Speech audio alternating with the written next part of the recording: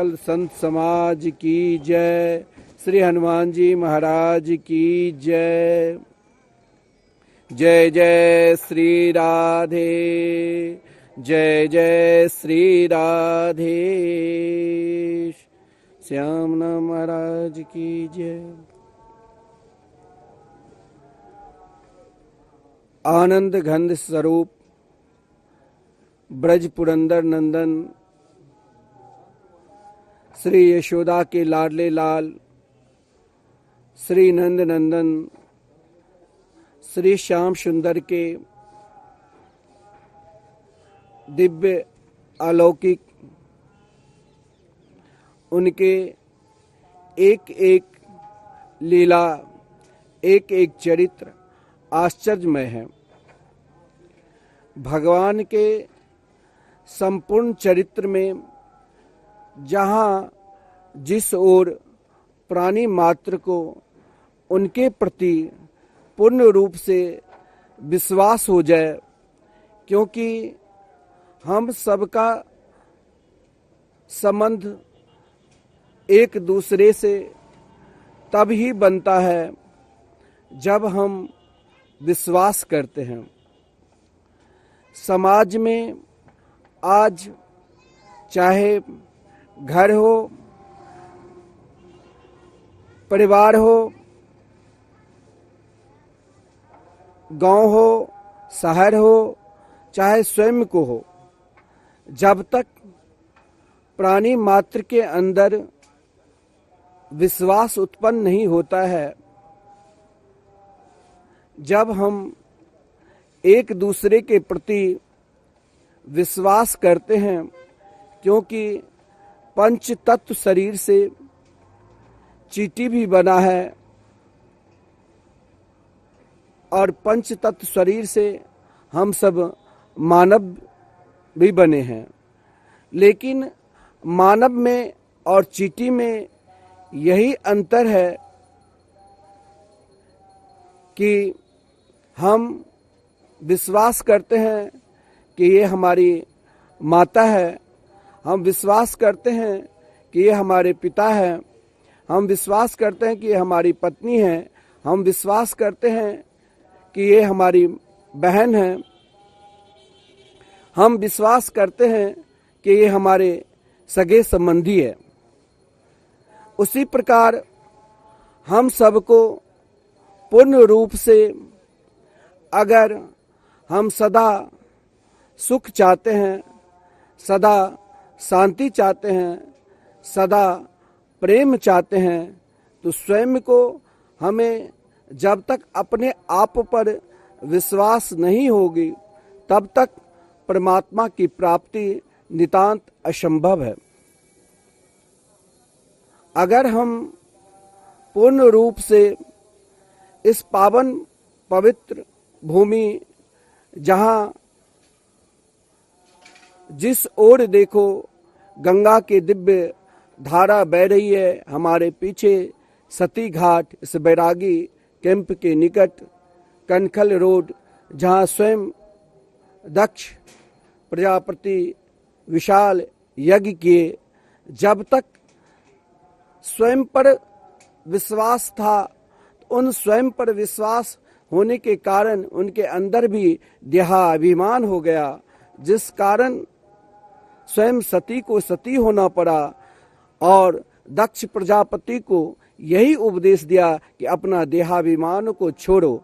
और जिस दिन दक्ष प्रजापति जब तक देहाभिमान था, तब तक उनके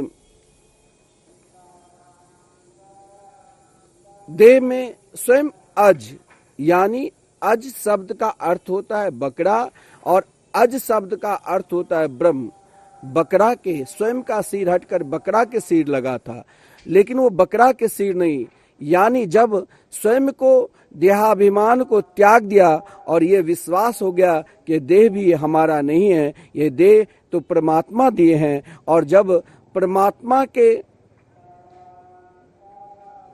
ऊपर पूर्ण रूप से विश्वास किया, तब वही दक्ष ब्रह्म को प्राप्त कर गए, स्वयं परमात्मा को प्राप्त कर गए और मुरली मनोहर श्री कृष्ण ने दर्शन दिया।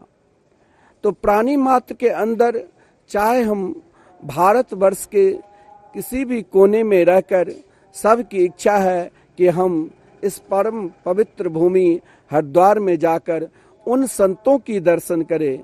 संत यहाँ एक प्रकार के, जिन संत को हम जानते हैं, चाहे टीवी चैनल के माध्यम से, चाहे उनके आश्रम के माध्यम से, चाहे हम व्यक्तिगत के माध्यम से, लेकिन ये परम पवित्र भूमि जहाँ पर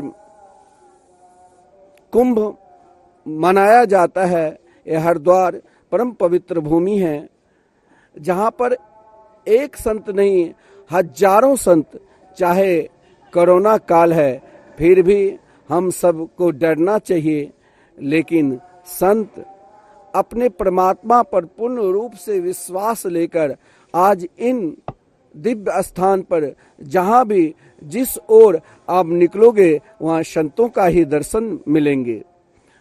लाखों पंडाल बने हुए हैं, उसमें लाखों संत है, लेकिन उन संतों को, क्योंकि वहाँ पर उनका नाम लिखा हुआ है, उनका आश्रम का नाम लिखा है, लेकिन जैसे भगवान के दो प्रकार के लीला होती है, उसी प्रकार संतों का भी लीला अनेक प्रकार की है, लेकिन एक वास्तविक और एक व्यवहारिक लीला माना गया है।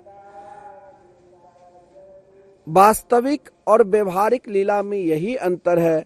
वास्तविक लीला हम सब संत को देखते हैं, जहाँ हजारों संतों की भंडारा होते हैं, हम सब उनका सहयोग कर रहे हैं भंडारा में। उन कुछ संतों को हम जानते भी हैं, लेकिन जो व्यवहारिक संत है उसे तो हम पहचान जाते हैं। लेकिन इस परम पवित्र भूमि में उन संतों को भी दर्शन करने के लिए जो सर्वश्रेष्ठ अंतरिक्ष में, जैसे हमारे यहाँ परंपरा चलती है वैष्णव में, सन्यासी में, उसी प्रकार अंतरिक्ष में भी विराजमान होने वाले बड़े बड़े महापुरुष संत लोग भी इन कुंभ स्थली में किस रूप में कैसे विचरण करते हैं उसे हम नहीं पहचान सकते हैं। लेकिन हो सकता है हम नहीं पहचाने, परंतु उनके चरणार बिंद की धूल अगर मेरे मस्तक पर तनिक भी पड़ जाए तो हमारे करोड़ों जन्म के जो पाप है, अनंत जन्म के, वो एक क्षण में नष्ट हो जाती है। क्योंकि स्वयं जिस गंगा जी में हम सब डुबकी लगा रहे हैं, जिस गंगा जी के जल हम सब पान कर रहे हैं, जिस गंगा जी को नित्य हम दर्शन कर रहे हैं, उन गंगा जी को जब परम भागवत स्वरूप भागीरथ जी ने पृथ्वी पर लाया तो गंगा जी ने यही प्रार्थना की ब्रह्मा जी से, समस्त देवताओं से, कि हमें पृथ्वी लोक पे नहीं जाना है, वहाँ अधर्मी मेरे में डुबकी लगाकर अपना पाप छोड़कर, वो सब के सब पाप छोड़कर मेरे पास रखकर स्वयं पुण्यात्मा बनकर चले जाएंगे। समस्त देवता, स्वयं ब्रह्मा जी, इंद्रादि समस्त देवता गंगा जी की बात सुनकर कुछ क्षण के लिए तो मौन हो गए। कहा, हे देवी गंगा, आप घबराओ नहीं। जहां महान से महान अधर्मी, महान से महान पापी, अरे मरने के बाद भी पास में सती घाट है, जहां भारतवर्ष के लोग अस्थि गंगा जी में प्रभावित करते हैं, उनका भी कल्याण होता है। लेकिन गंगा जी से जब ब्रह्मा जी ने कहा, जब संत आकर डुबकी लगाएंगे गंगा जी में, तो हे गंगा जी, आपके समस्त पाप, जो पापी वहाँ पाप छोड़कर गए हैं और आपके अंदर समा गए हैं, वो समस्त पाप दूर हो जाएंगे।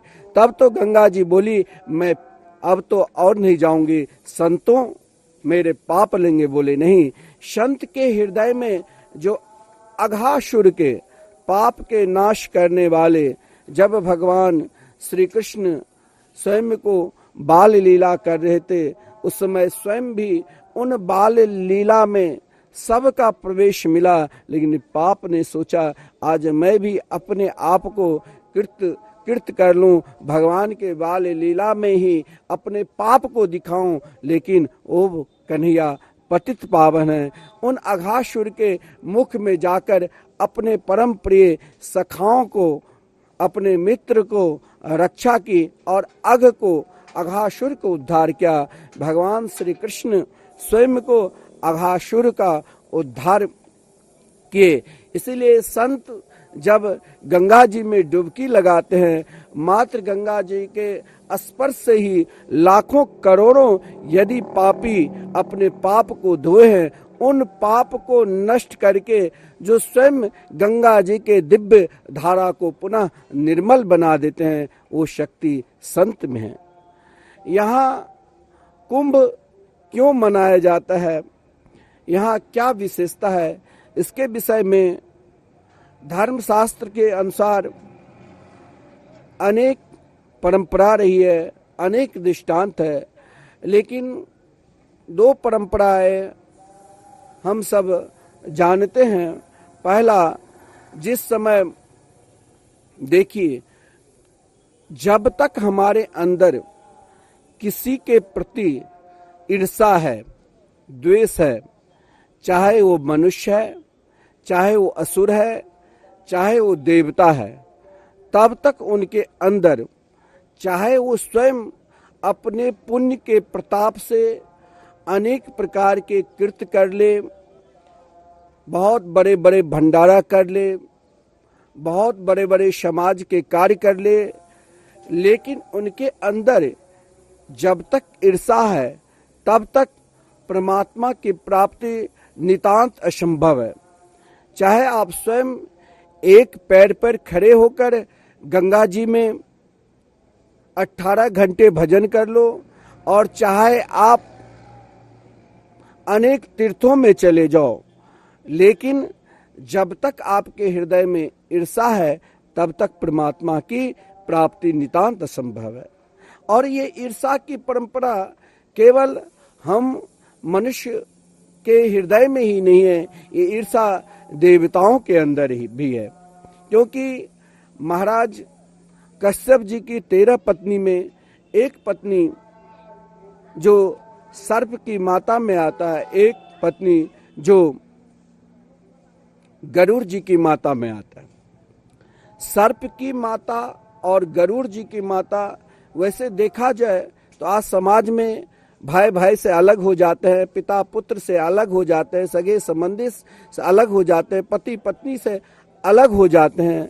ये अलग होने की परंपरा आज से नहीं, देखा जाए तो पहले से भी ये ईर्षा जब व्यक्ति के हृदय में उत्पन्न हो जाता है, जब उसके हृदय में केवल ईर्षा रूपी भाव में भावित होते रहते हैं, तो देव तुल्य भी हो जाए तो भी उसके हृदय में ईर्षा बसा ही रहेगा।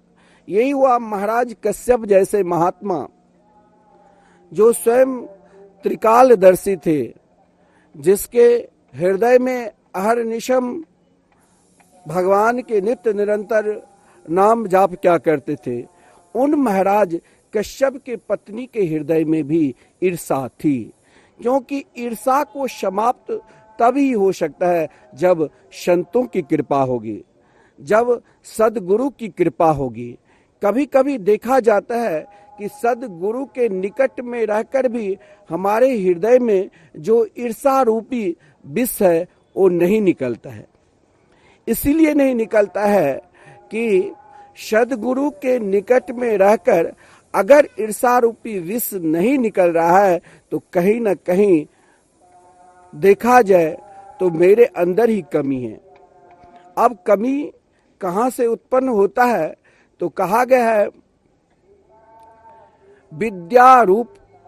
कभी हम बहुत बड़े विद्वान हैं, कभी हम बहुत बड़े सुंदर हैं, कभी हम बहुत बड़े धनवान हैं, कहीं न कहीं अपने विद्या के अभिमान, कहीं रूप के अभिमान, कहीं धन के अभिमान, कहीं प्रतिष्ठा के अभिमान, प्रभुता के अभिमान,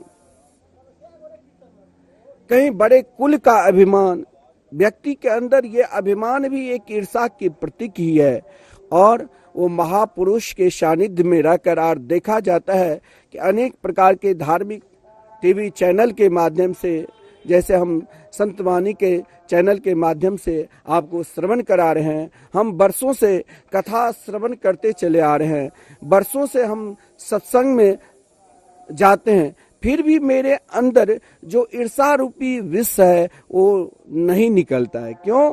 क्योंकि हम जब उस सत्संग के पंडाल में प्रवेश करते हैं, जब हम उन संतों के पास जाते हैं, तब हम मेरे अंदर जो एक अभिमान है प्रभुता के कि हम इतने बड़े प्रभावशाली, आज हमें सही जगह बैठने का स्थान नहीं दिया, कोई मुझे सम्मान नहीं किया, मैं इतने बड़े धनवान होकर रोज जहाँ कहीं धार्मिक कार्य होता है वहाँ हम भंडारा करते हैं, अनक्षेत्र में सेवा करते हैं। जैसे यहाँ नित्य निरंतर हरिद्वार की पावन पवित्र भूमि पर अनक्षेत्र चलता है आपके कैंप मिथिला कुंज में। हमारे पूज्य महाराज श्री के बहुत सारे भक्त हैं, नहीं आए हैं। मैं सबसे आग्रह किया हूँ कि आप वहीं से यदि संतों की सेवा करेंगे तो आपका लाभ मिलेगा। टीवी चैनल के माध्यम से जो ट्रस्ट के अकाउंट नंबर है उस पर आप सेवा कर सकते हैं। यहाँ संतों के, महात्माओं को, दरिद्र नारायणों की जो सदा सेवा चलते रहेंगे 1 माह तक। लेकिन हम चर्चा कर रहे हैं ईर्षा पे। ये ईर्षा की परंपरा आज से नहीं, अनादिकाल से महाराज कश्यप जैसे महात्मा की पत्नी जो बार बार प्रार्थना की, बार बार निवेदन किया कि महाराज मेरे यहाँ एक कोई पुत्र हो, लेकिन ईर्षा द्वेष लेकर सर्प की माता कद्रू ने कही कि मेरे को 1000 संतान हो जाए ताकि हम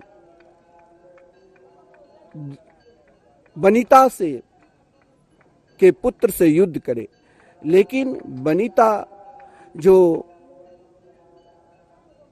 गरुड़ जी की माता थी, उनके 2 पुत्र हुआ, लेकिन सर्प की माता वहां भी उनसे ईर्षा रूपी, क्योंकि गरुड़ जी की माता के हृदय में तनिक ईर्षा नहीं थी। क्यों? क्योंकि ईर्षा को समाप्त करना है तो स्वयं हम अपने अंदर के जो अभिमान है, जब तक आप अपने अंदर की अभिमान को दूर नहीं करोगे तब तक ईर्षा की समाप्ति नहीं होगी।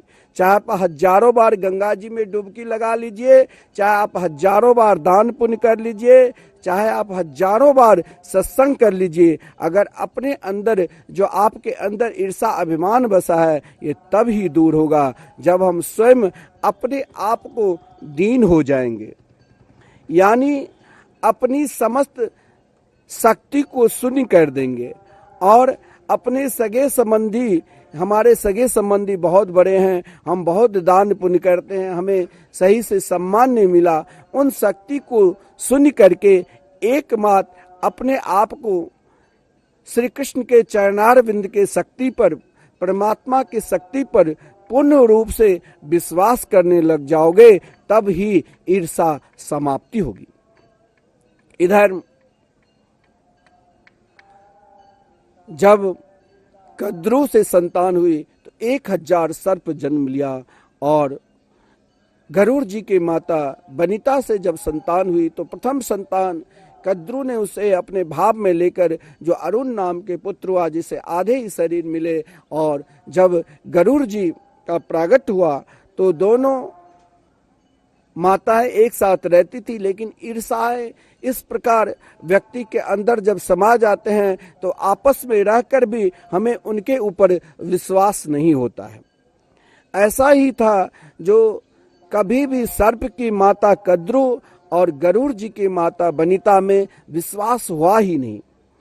एक दिन प्रातः काल की बेला में दोनों माताएं जब स्नान करने के लिए गई तो चर्चा चला कि भुवन भास्कर सूर्य के रथ में जो वेग से चलता हुआ घोड़ा श्वेत रंग के हैं और उनके पूंछ भी श्वेत रंग के। लेकिन कद्रू अपने अंदर ईर्षा ले लिया, उसने कहा चलो घोड़ा श्वेत रंग की है लेकिन उनके पूंछ काले रंग की। अब दोनों माताएं गरुड़ जी के माता नहीं समझ पाए कि इनके हृदय में ईर्षा है, क्योंकि ईर्षालु आपको इस प्रकार अपने भाव में ले लेगा कि सही समय में आप उनको नहीं पहचान पाओगे। ईर्षालु के हृदय में वो भाव सदा रहता है कि आपके अंदर प्रवेश कर आप जैसे हो जाएंगे, लेकिन उनके हृदय में उससे पहले ही ईर्षा रूपी जो असुर है, ईर्षा रूपी जो दैत्य है, उनके हृदय में बैठा रहता है, जैसे सर्प की माता के हृदय में बैठी हुई थी। उसने गरुड़ जी की माता से कहा कि सर्प, अगर पूछ काला होगा तो जान लो तुम मेरी दासी बनकर होगी बरसों तक, अगर श्वेत होगा तो मैं तुम्हारी दासी बनकर बरसों तक रहूंगी। दोनों माताएं ने आपस में प्रतिज्ञा कर ली। प्रातः काल के बेला जब सब भजन पूजन कर रहे थे गरुड़ जी, उस समय, क्योंकि ब्रह्म मुहूर्त में हम जो भी कार्य करते हैं उनका 10,000 गुना फल मिलता है। हम एक बार यदि सीताराम राधे श्याम नाम का जाप करते हैं तो उनका भी 10,000 गुना फल मिलता है। यदि आप स्नान नहीं भी कर पाते हो, फिर भी ब्रह्म मुहूर्त में उठकर आप मानसिक सेवा ही भगवान का ध्यान पूजन करेंगे तो उनका भी 10,000 गुना फल मिलता है। ब्रह्म मुहूर्त के बेला में सर्प की माता गरुड़ जी माता को ले गया। इधर कद्रू ने अपनी ईर्षा रूपी बाण पहले ही चला दिया था। अपने पुत्र सर्प से कहा कि अगर तुम चाहते हो कि मैं जीवन पर्यंत गरुड़ जी की माता की दासी बनकर रहूंगी तो तुम लोग कोई भी बच नहीं पाओगे। इसीलिए एक काम करो, भुवन भास्कर सूर्य के रथ में वेग से चलने वाले अश्व घोड़ा के पूंछ में लिपट जाओ। रात्रि, क्योंकि ब्रह्म मुहूर्त के बेला में तनिक रात्रि होती है, गरुड़ जी की माता गई तो देखा पूंछ काला, जीवन पर्यंत अब दासी के रूप में रहना पड़ा। देखिए ईर्षा रूपी बाण, दोनों बहन है माना जाए, लेकिन यहाँ ईर्षा रूपी बाण ऐसी चली, एक बहन रानी की तरह रहने लग गई और एक बहन दासी की तरह रहने लगी। लेकिन एक पुत्र तभी पुत्र कहलाने के योग्य होता है जब हर प्रकार अपने माता पिता की सेवा करे, माता पिता कभी दुखी न रहे, ये ध्यान दे। आज समाज में माता पिता को दूर रखकर स्वयं को जिन माताओं पिताओं ने अपने पुत्र को पढ़ाया लिखाया, लेकिन महाराज विवाह होने के पश्चात बहुत कम घर में ही माता पिता को सम्मान मिलता है। आज माता पिता को सम्मान नहीं मिला है, लेकिन गरुड़ जी जो स्वयं भगवान विष्णु के परम प्रिय पार्षद, जब भगवान विष्णु चलते हैं तो गरुड़ जी पर ही आरूढ़ होकर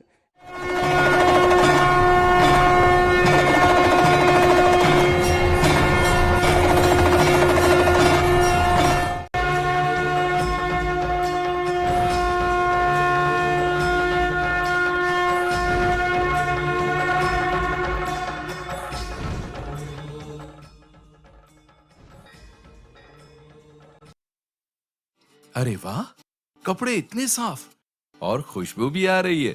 क्या है इसका राज? माय डियर हस्बैंड, ये है लोहिया तुलसी डिटर्जेंट पाउडर का कमाल। कपड़ों की चमक रहे बरकरार, धुलाई बेहतरीन, बचत बेशुमार, तुलसी से फायदा, सफाई पूरी, लगे ये आधा। लोहिया तुलसी का वादा, खर्च कम धुलाई ज्यादा। लोहिया तुलसी डिटर्जेंट पाउडर। अखरोट, अरे तो मत करना, कहीं दांत वात टूट गए तो तुम्हारे पापा हमें नहीं छोड़ेंगे। चाचू ऐसे इतने मजबूत दांत कैसे? तुम्हारी तरह हम भी मजबूत दांतों के लिए सिर्फ डाबर लाल दंत मंजन पे ही भरोसा करते हैं। डाबर लाल दंत मंजन ये सड़न और बदबू पैदा करने वाले जर्म से लड़ता है और रखता है आपके दांतों को स्वस्थ और जड़ से मजबूत। डाबर लाल दंत मंजन, स्वस्थ मसूड़े, मजबूत दांत। अखिल विश्व के कल्याण एवं पितरों को मोक्ष प्रदान कर मानव की समस्त कामनाओं को पूर्ण करने हेतु 88,000 ऋषि मुनियों व 33 कोटि देवताओं की पावन तपोभूमि नाभि गया नैमिषारण्य क्षेत्र जिला सीतापुर उत्तर प्रदेश भारतवर्ष में 88,000 श्रेष्ठ आचार्यों व यजमानों के साथ अलौकिक दिव्य विभूतियों की सानिध्य में लगभग 1,97,29,49,49,000 वर्षों के बाद जन कल्याण हेतु आयोजित 88,000 श्रीमद् भागवत पारायण महायज्ञ तथा कलयुग का एक महान षष्टम ऋषि सत्र।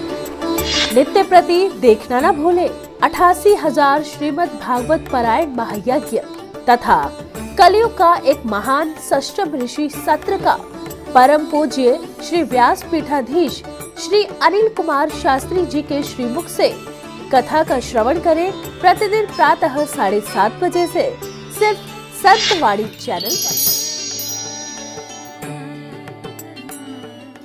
भारत की ये पहचान है, ऋषि मुनि का आत्म ज्ञान है। कोई भाव से एक बार भागवत का श्रवण करेगा और भागवत में जो कथाएं आती है जीवन में वो उतारेगा तो वो आदमी जरूर समृद्ध होगा, जरूर धनवान होगा। श्रीमद् भागवत कथा, श्रीमद् भागवत कथा।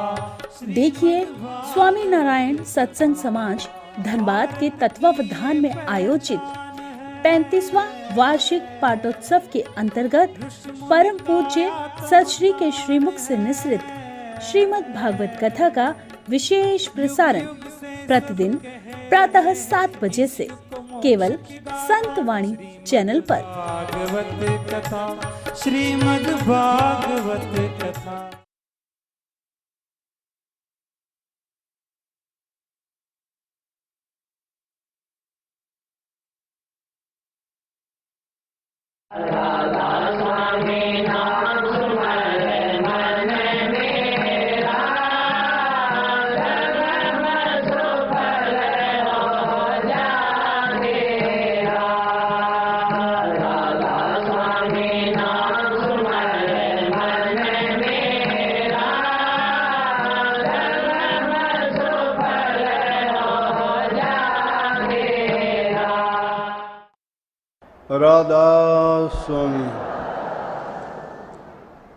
राधा स्वामी दयाल की दया, राधा स्वामी सहाय, राधा स्वामी। प्यारी साध संगत जियों, भाइयों बहनों, बच्चों, जितने भी आप सत्संग लाभ के लिए उपस्थित हुए हो, शांति से बैठ के सत्संग लाभ उठाएं। बार बार संत जब जब इस धरा पर आए,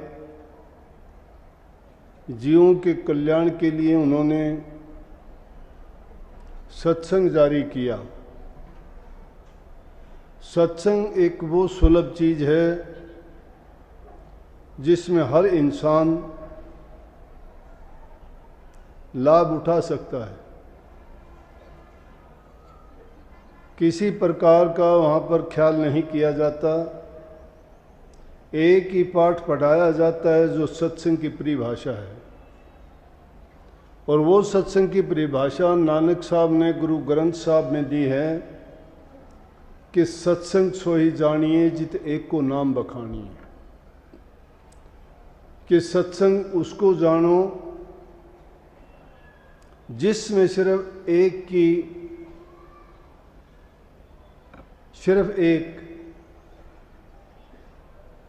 के गुणों का प्रचार हो, प्रसार हो, उसकी यादगार हो। और वो एक पूरी सृष्टि में एक ही है, वो परमात्म शक्ति है। बाकी जितने देवी देवता हैं उनके कारिंदे हैं, उनके जिम्मे अलग अलग काम लगाए गए हैं। उनको दूसरे रूपों में हम पूजा करते हैं, अपने लाभ के लिए, अपने काम के लिए, अपनी स्वार्थ पूर्ति हेतु। उनको याद करना, उनको खुश करना, उनकी पूजा करना, वो हमारे दुनियादारों के काम और हित के लिए है। परंतु जो एक को नाम बखारने की जिसकी बात कही गई है वो एक ही है, और उसी की पूजा करने से, उसको याद करने से, उसका चिंतन करने से, सुमन करने से, उसका ध्यान लगाने से, उसको अपने हृदय में बसा लेने से इंसान के बुरे कर्म धुल जाते हैं और सद्गुण उसमें आके वो प्रभु की ओर बढ़ना शुरू हो जाता है, जिससे उसका जन्म मरण का रोग जो इस दुनिया में इस काल ने फैला रखा है उससे बच सकते हैं। सत्संग के सिवाय दूसरा उसके लिए कोई रास्ता नहीं है। सत्संग में इस जीव को हर प्रकार की बातों से अवगत करा के कि ये जीवात्मा कौन थी, कहाँ से आई, क्यों आई, कैसे काल देश में फंसी और अब इसका छूटने का या इससे निकलने का रास्ता क्या है, तो ये सत्संग लाभ होता है। परंतु सत्संग में बहुत जीव आते हैं, देखा देखी आते हैं।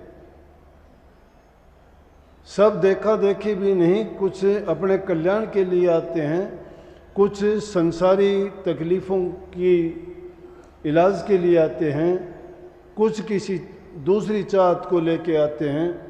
कोई बड़ी बात नहीं है, वो छोटी मोटी चीज़ें हैं संसार की, पूरी हो जाती हैं, मिल भी जाती हैं, लेकिन उन चीज़ों की इतनी दरकार नहीं है। सत्संग वो चीज़ है जिसमें हमें जन्म मरण से बचने का, इस संसार भवसागर से छूटने का और तीनों प्रकार के रोगों से, तकलीफ़ों से छुटकारा पाने का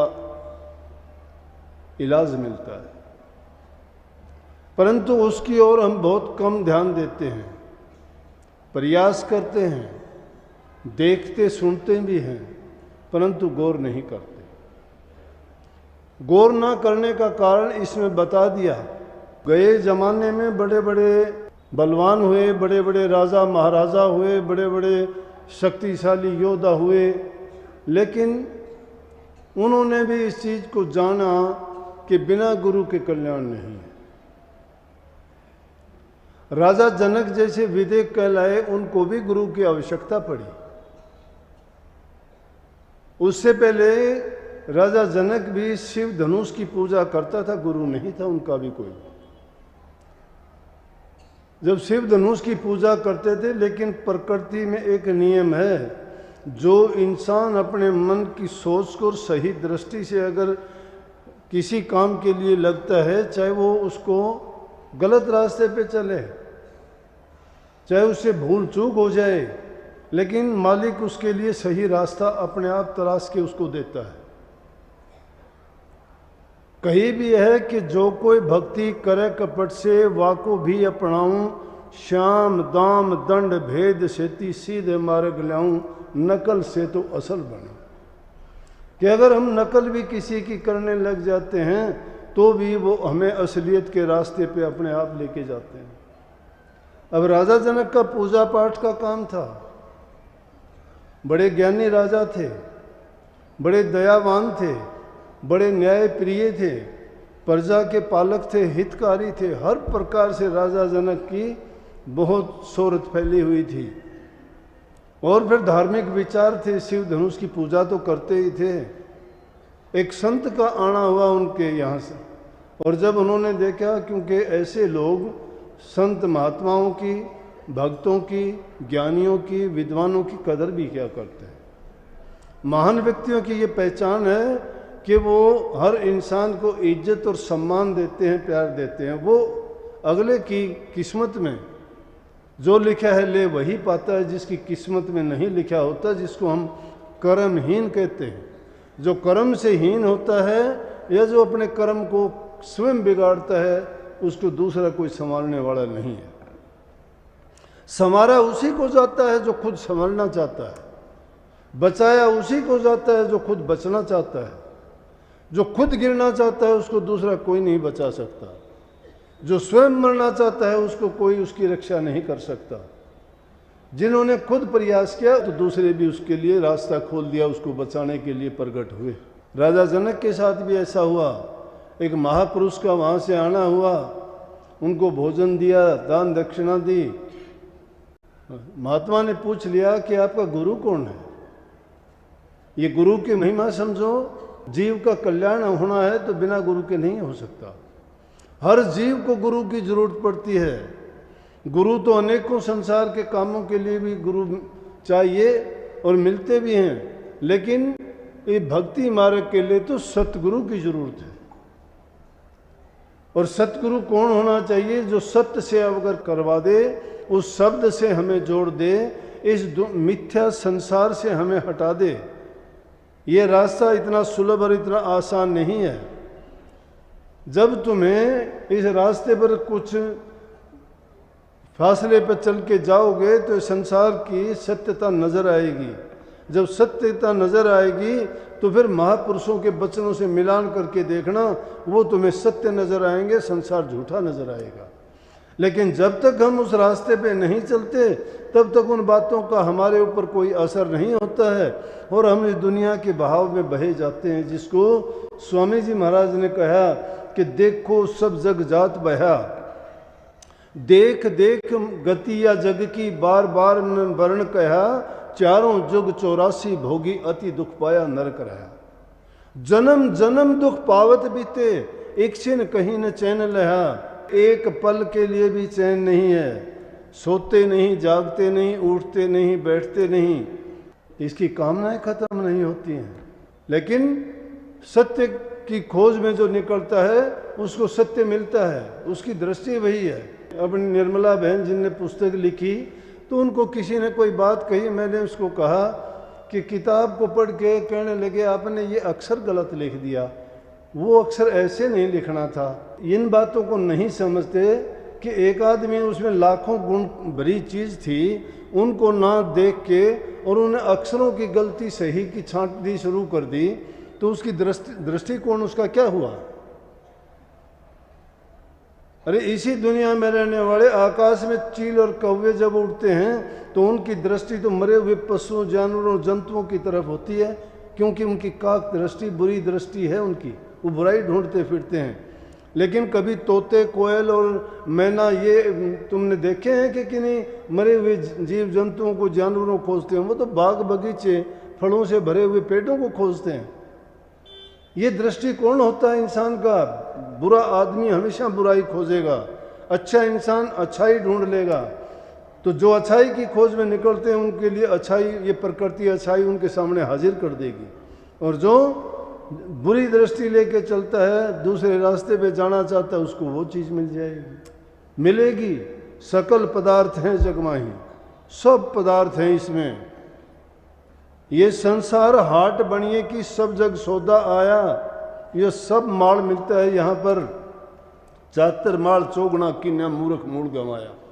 जो चतुर हैं वो अपने माल को चौगुना कर लेते हैं।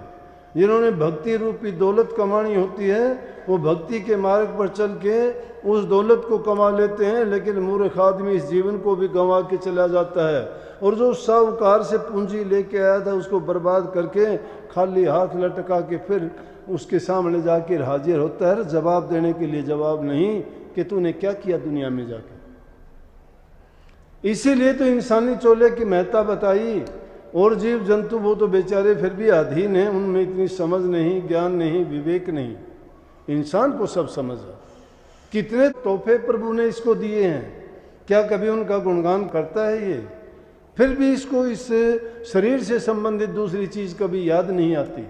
जो उसने तोहफे दिए हैं उनकी महिमा कभी गा ही नहीं सकता, उनकी कीमत कदर भी नहीं जानता। बात वहाँ चली हुई थी कि राजा जनक के पास भी जब महापुरुष ने उनसे वहाँ भोजन पाया, दक्षिणा पाई, और राजा जनक से सवाल कर बैठे कि आपका गुरु कौन है? राजा जनक कहने लगे गुरु तो मेरा है ही नहीं कोई, मैं तो शिव धनुष की पूजा करता हूँ। महापुरुष ने कह दिया कि राजा गुरु के बिना तो कल्याण नहीं है। अगर आप चाहते हो कि संसार सागर से पार तर जाओ, ये नेक कामी है, परोपकार के काम है, भलाई के काम है, जरूरी है, ये भी करो। लेकिन बिना गुरु के जीव का उद्धार नहीं होता, उसको रास्ता नहीं मिलता, उसका जन्म मरण नहीं छूटता है। वो तो कह के चले गए, लेकिन वो बात उनको ऐसी खटकी दिमाग में, कहने लगे मेरा गुरु नहीं है तो मुझे गुरु की खोज करनी चाहिए। 2-4 दिन के बाद में पूरी नगरी में, मिथिलापुरी में डोंडी पिटवा दी कि सभी विद्वान, सभी ज्ञानवान, सभी साधु, संत, फकीर, ओलिया जितने भी हैं, सब के सब राजमहल में आ जाए।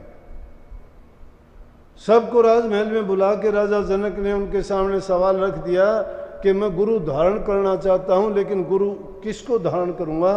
जो मेरा भ्रम मिटा देगा, जो मुझे एक पल में ज्ञान करा देगा। और ज्ञान करने का टाइम भी कितना होगा कि इतना टाइम होना चाहिए जैसे घोड़े की रकाब के अंदर एक पैर रख लूं और दूसरा पैर रखूं, इतनी देर में मुझे वो ज्ञान हो जाना चाहिए कि सत्यता क्या है। वहां सभा बैठी हुई थी, बड़े बड़े पंडित थे, राजघराने के पंडित थे, बड़े बड़े वैज्ञानिक बैठे थे, ज्योतिषी बैठे थे, संत महात्मा फकीर बैठे थे। सब ने बहुत सोचा, गुरु बनने के लिए तो बहुत तैयार थे। राजघराने का गुरु बनना कोई छोटी बात थोड़ी थी, हर कोई चाहता था मैं गुरु बनूं राजा जनक का, मैं गुरु बनूं राजा जनक का।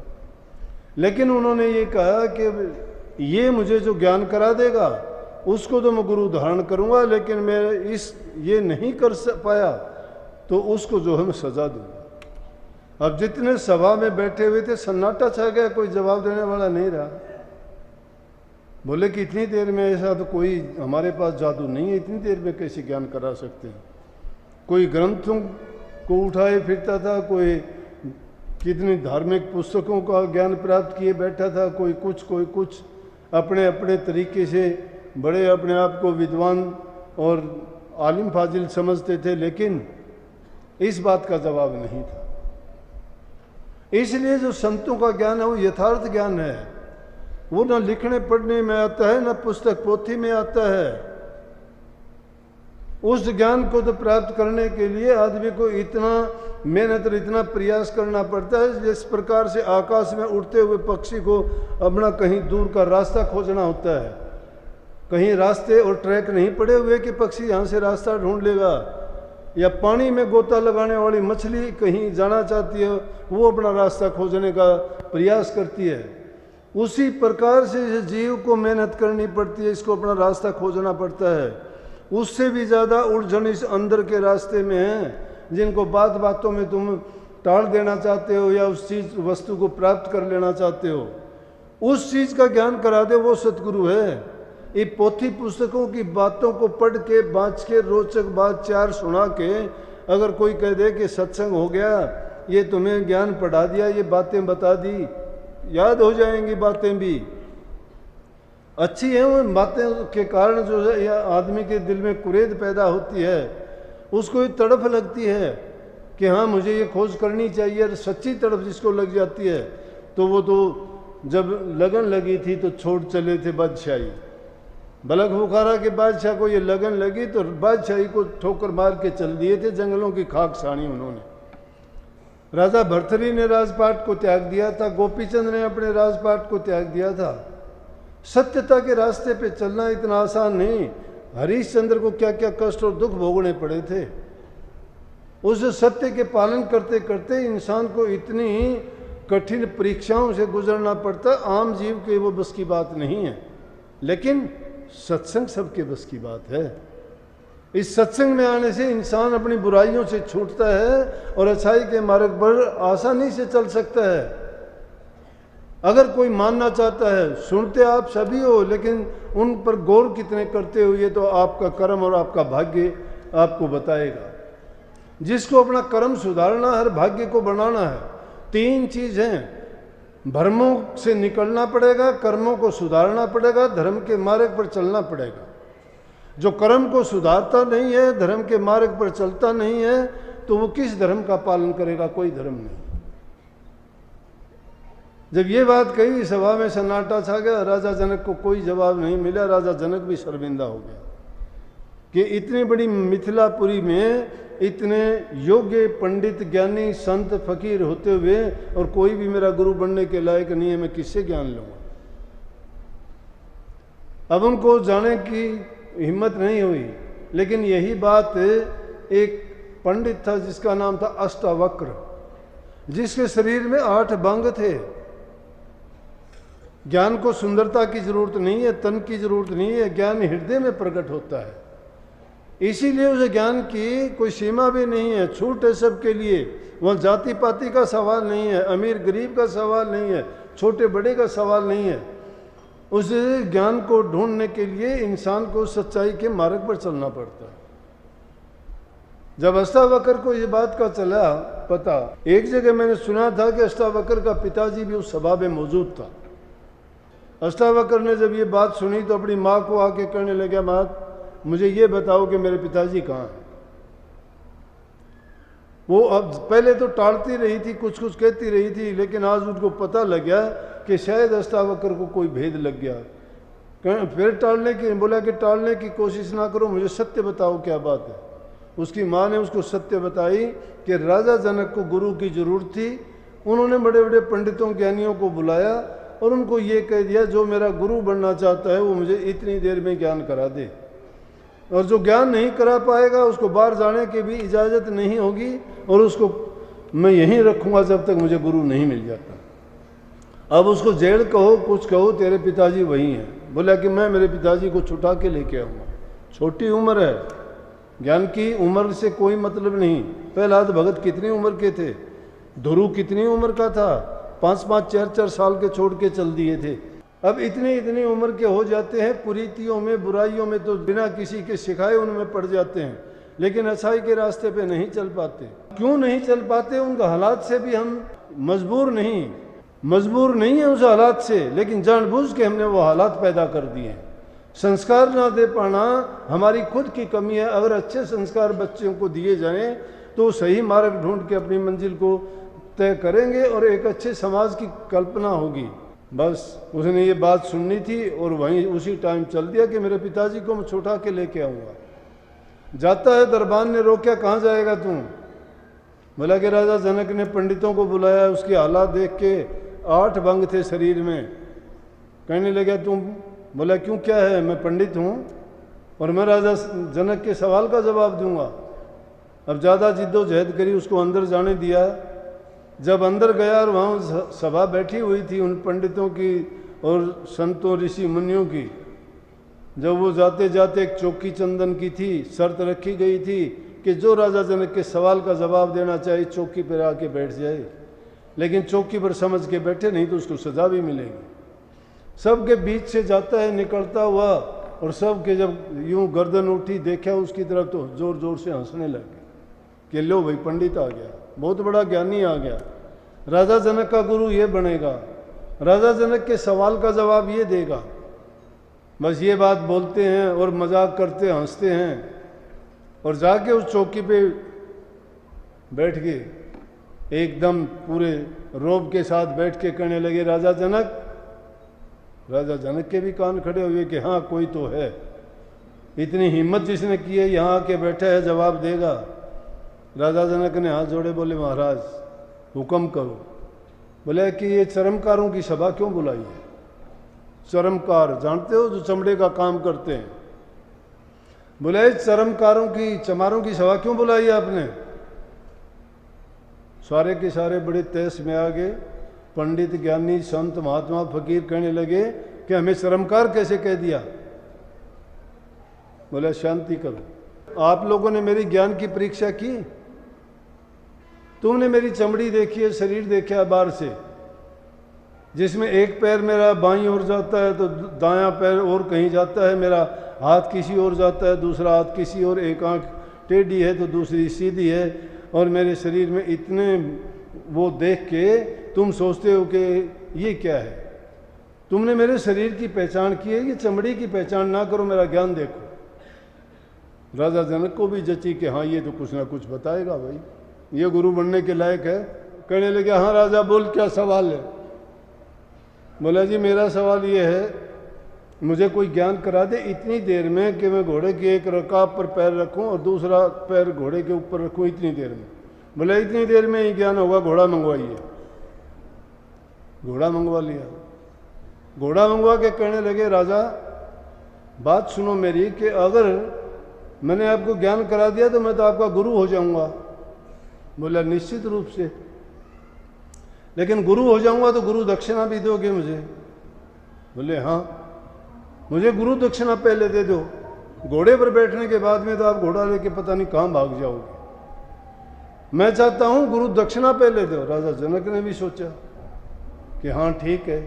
बोला बताओ क्या गुरु दक्षिणा दूं आपको? कि मुझे 3 चीजों में से कोई एक दे दो, तन दे दो, मन दे दो, धन दे दो। आजकल तो सारी चीज देते हो ना आप, तन भी, मन भी, धन भी, सब एक लाइन लगा रखी है, परिपाटी पड़ी हुई है कि गुरु को तन दे दिया, मन दे दिया, धन दे दिया, दिया कुछ भी नहीं। और क्यों दे दे, किस लिए दे दे, देना क्या है, किस तरह से देना है, उस बात को जानते ही नहीं है।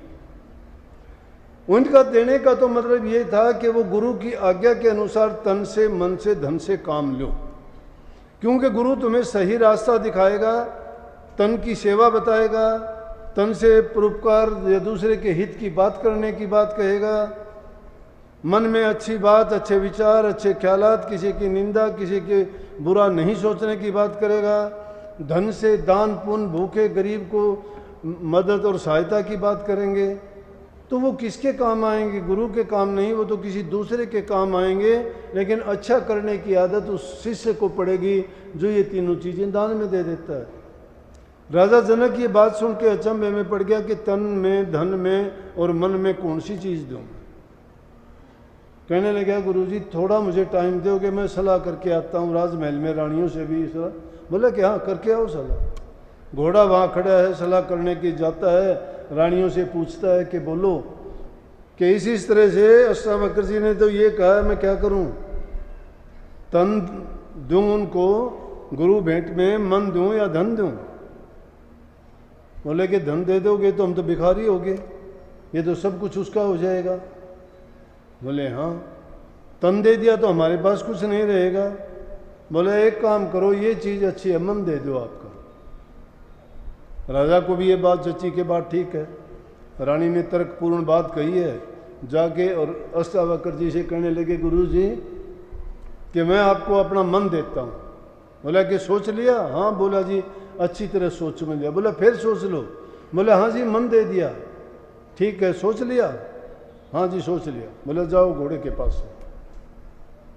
घोड़े की रकाब पे पाँव रखा। बोला कि वापिस रख पाँव नीचे, क्योंकि आदमी का मन तो रुकता नहीं है, कुछ ना कुछ सोचता ही रहता है। बोला कि मन जब मुझे दे दिया आप क्यों सोचते हो उससे क्या क्या? राजा जनक को ख्याल आया, हाँ सोच तो रहा था, सोच तो रहा था पैर रख के। बोला क्यों सोचा मेरे मन से? बोला ये चीज है, ये है वो ज्ञान। बस गुरु मान लिया, वहीं पैर पकड़ लिए कि हाँ मुझे ज्ञान हो गया। नाम की बख्शीश की। और वही राजा जनक जिसने फिर माया को इतना जीत लिया अपनी करनी करके कि विदे कहलाए, शरीर में रहते हुए विदे कहलाए। और अपने आप को ये दिखाने के लिए उन्होंने कई बार ऐसी परीक्षाएं भी की। कभी अपने पैर को जलते हुए कढ़ाई में दे दिया, तो कभी एक पैर की औरतों से दबाने लगे, तो कहीं कुछ कोतक कहीं कुछ कोतक, लेकिन उन पर कोई असर नहीं होता। वो नाम रूपी ऐसी शक्ति है, लेकिन वो मिला गुरु से करती है। जब गुरु पूरा मिल जाता है तो उसका कल्याण भी इसी तरह से हो जाता है। लेकिन हम उस चीज़ के लिए परवाह नहीं करते। उसके लिए कबीर साहब ने ये बात कही। कबीर साहब कहते हैं गाफिल कैसे रे तेरे सिर पर नाचे बेरी कार्ड। सभी हम गाफिल हैं, किसको परवाह है क्या होगा कल को? गाफिल हैं हम। ये कभी सोचते नहीं सिर पर काड़ है। जब कोई चला जाता है उसके लिए तो पछतावा करते हैं कि कल वो ये करता था, परसों वो ये करता था, उसने ये किया, वो भला आदमी था, ये वो था। लेकिन कभी ये ख्याल नहीं करते कि कभी उसने ये ख्याल किया था कि जीते जी मैं वो काम करके जाऊं कि जिस काम के निमित्त मुझे इंसान का चोला मिला। हम गाफिल हैं। और गाफिल होने से हम परवाह करते हैं अपने तन की, इंद्रिय भोगों की, स्वाद की, दुनियादारी के पदार्थों के आनंद की। जितने भी काम ये परवाह, उन चीज़ों का आनंद लेने के लिए हम नहीं परवाह करते कि हम चोरी करते हैं, झूठ बोलते हैं, छल कपट करते हैं, बेईमानी करते हैं। ये सारी चीज़ें तो हमें अधोगति में ले जाने वाली हैं। यही चीज़ें हमें नरकों का द्वार दिखाती हैं और यही चीज़ें भक्ति के अंदर निषेध हैं कि इन चीज़ों को अलहदा कर दो, इनसे बरी हो जाओ, इनसे दूर करो। और कहते हैं कि जिन चीज़ों के लिए हम कितने वो करते हैं, हमें इतना सोचने तक की भी फुर्सत नहीं है कि ये किसी चीज़ को देख के हमारे बुद्धि में, दिमाग में ये बात कभी नहीं आती।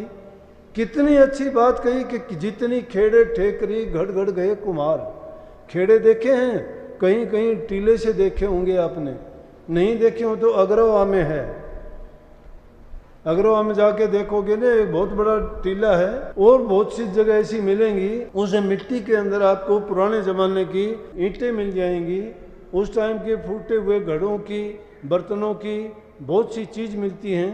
पुरानी खुदाई हुई है उनमें, सभ्यताओं की, उनमें नाड़ी, मकान और बहुत चीज़ मिली हैं।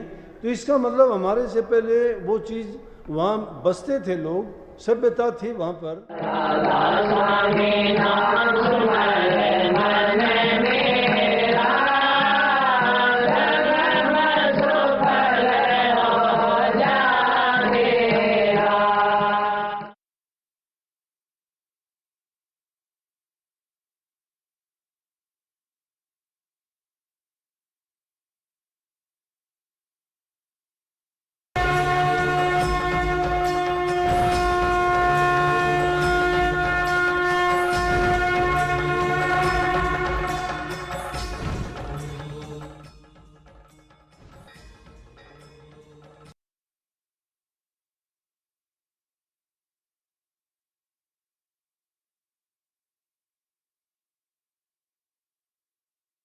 क्या आपके घर में सुख शांति नहीं है? अनेकों प्रयासों के बाद भी क्या आपके घर में बरकत नहीं हो रही है? क्या आपके परिवार में कलह का वातावरण रहता है? लाखों कोशिशों के बाद भी क्या आपको धन की प्राप्ति नहीं हो पा रही? क्या आपको कर्जे से मुक्ति नहीं मिल रही है? तो घबराइए नहीं, क्योंकि आपकी इन सभी समस्याओं का समाधान है।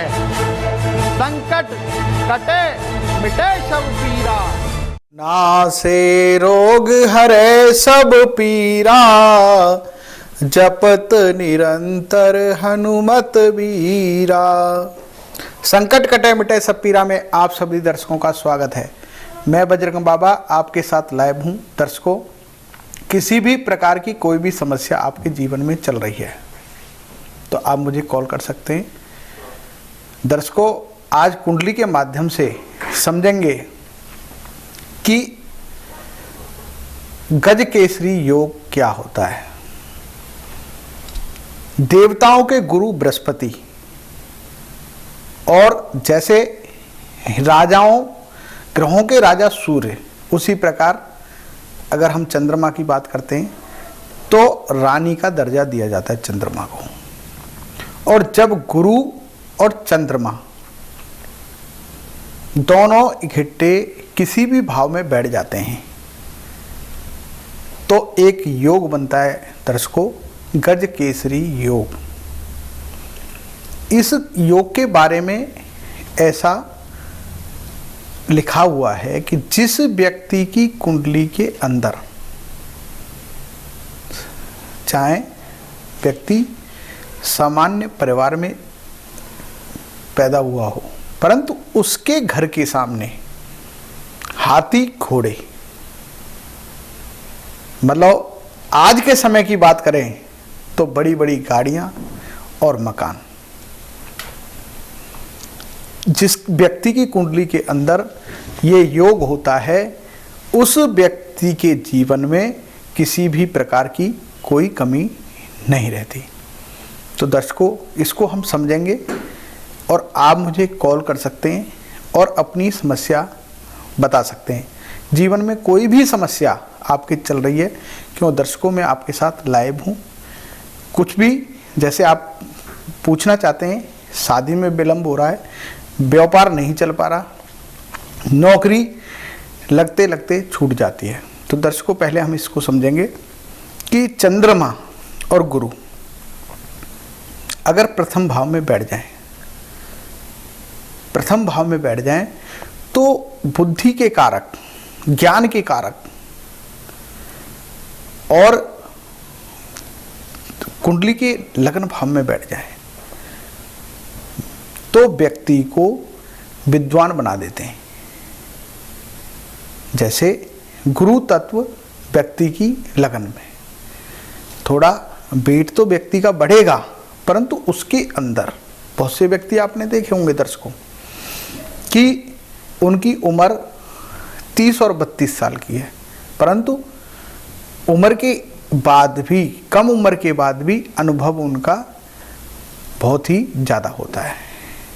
तो ये गुरु ही ऐसा ग्रह है कि व्यक्ति को बहुत ज़्यादा समझदारी देता है। उसी प्रकार चंद्रमा लगन में बैठ जाता है तो कहीं न कहीं व्यक्ति को चंचल प्रवृत्ति का बनाता है। परंतु दोनों ही ग्रह अगर बैठ जाते हैं तो बहुत ही बड़ा एक लक्ष्मी योग बनता है कि व्यक्ति एक अनुभवी और एक समझदार व्यक्ति और एक गुरु की तरह बात करने वाला और मान सम्मान व्यक्ति को मिलता रहता है। जीवन में किसी भी प्रकार की उस व्यक्ति को कोई कमी नहीं रहती।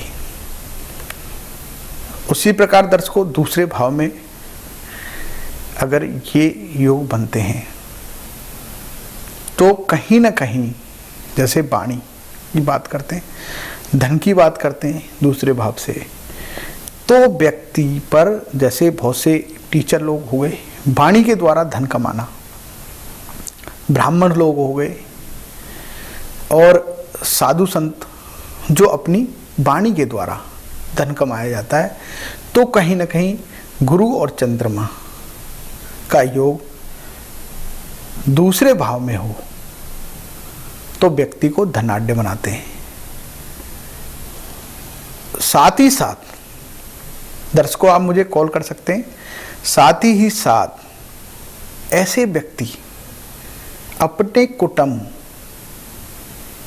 के साथ चलते हैं, अपने परिवार को साथ लेकर चलते हैं और कुटुंब में बहुत ही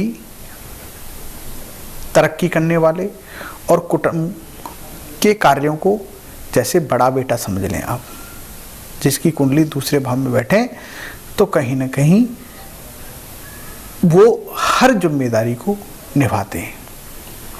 दर्शकों अब यही ग्रह चंद्रमा और गुरु अगर तीसरे भाव में बैठ जाए,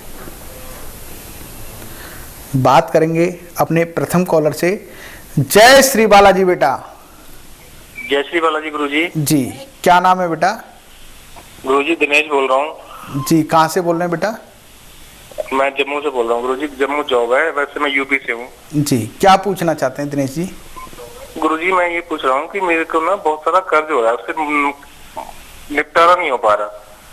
कर्ज नहीं निपटारा हो पा रहा दिनेश जी? मैं काफी कोशिश करता रहता हूँ, बढ़ता जा रहा है।